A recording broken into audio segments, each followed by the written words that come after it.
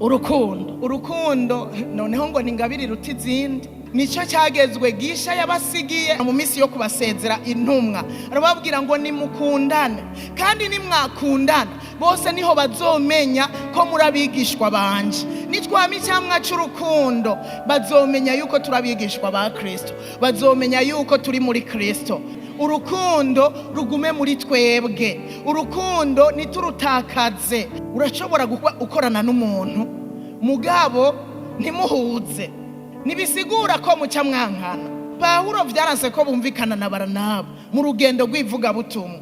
Aramubwira ati herera, ahuko tuguma mu ntonganya mu bibazo, fatiye inzira ugenda uvuga ubutumwa bwiza, twese nivyo twahamagariwe. Nanje fatiye inzira tuzohurira mu ijuru. Urashobora kudahuza n'umuntu mu kazi, mu bikogwa, mugabo nibisigura ko mwankana.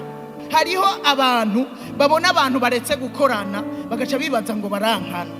Oya, kandi nawe niwabona uwo vyanse ko mukorana nihagira urwanko rumera muri wewe. Oya, haba namba bandanye urugendo, nawe bandanye urugendo, musengeranire muzohurire hehe? Mwijuru. Urukundo rero ni cyamwa cyamwe muyera. Rero uyu mwaka wo gutotahara twame urukundo, aho tugeze twame urukundo. Haleluya. Urukundo nabwo uzosome muri mucete Pawulo yandikiye abikorinto 13, haravuga neza urukundo nabwo abarufise uko bamera.